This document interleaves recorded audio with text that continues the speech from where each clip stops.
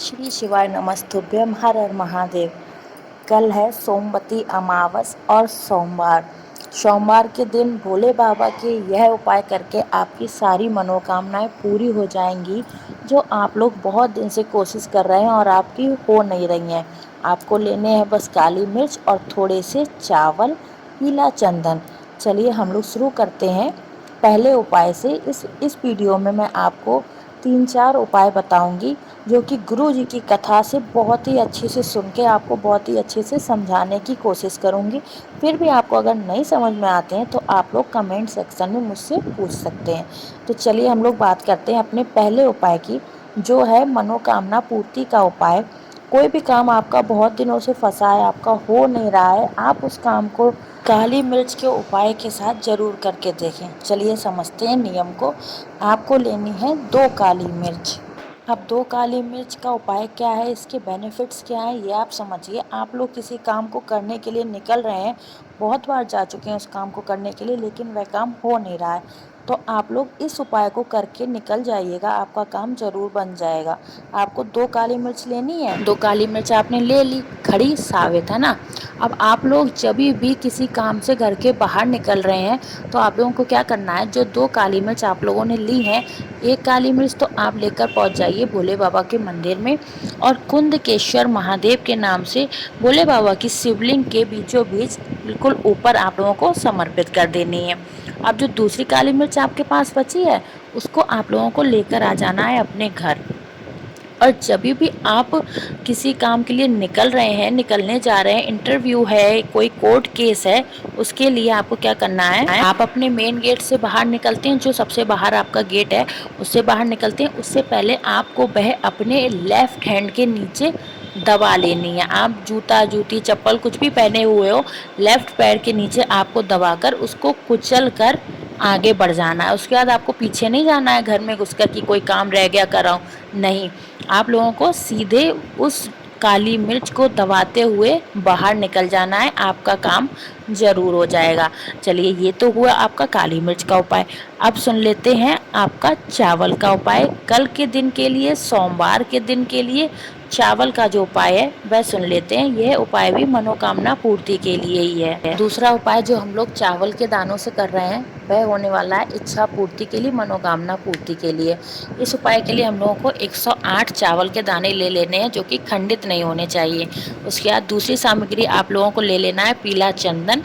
उसको घोल के थोड़ा सा पेस्ट बना लीजिएगा, और थोड़ा ज़्यादा मात्रा में लेकर आप लोग पहुंच जाइएगा भोले बाबा की शिवलिंग के पास।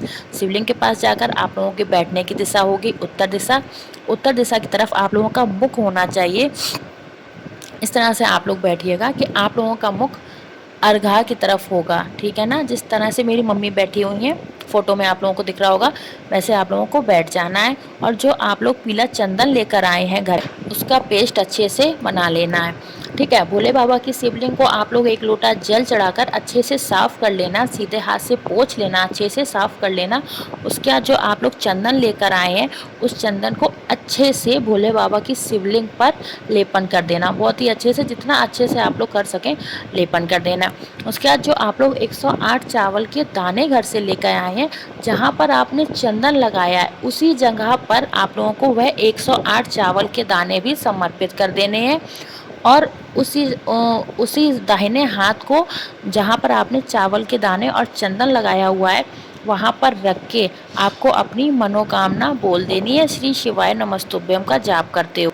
इस उपाय को करने से क्या होगा, भोले बाबा आपके जो भी कष्ट परेशानियां हैं वो सारी हर लेंगे। चलिए इस वीडियो में तीसरा उपाय जो है वह उन लोगों के लिए होने वाला है, जो लोग सोने जाते हैं तो बहुत घबराहट होती है, कुछ भी काम करते हैं बहुत घबराहट होती है, पसीने आते हैं, उन लोगों के लिए यह उपाय है। आपको लेना है कोई सा भी एक रुद्राक्ष, कितने भी मुखी हो, और उसको आप लोगों को एक तांबे के कलश में डाल लेना है, और इस कलश में जल भर लेना है अपने घर से, अपने किचन से। और जो रुद्राक्ष आप लोगों ने इसमें डाला है ना, उसको 20 से 25 मिनट तक इसी में डले रहने दीजिए।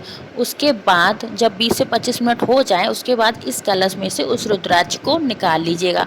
और निकालने का भी एक नियम है, आपको हाथ से उस रुद्राक्ष को नहीं निकालना है, वरना ये जल जो है वो दूषित हो जाएगा। आप किसी बर्तन से, चम्मच से या किसी और चीज़ से उस रुद्राक्ष को इस जल में से बाहर निकाल लीजिएगा। उसके बाद आपका ये जो जल है ना, वो क्या हो गया, रुद्राक्ष वाला जल हो गया।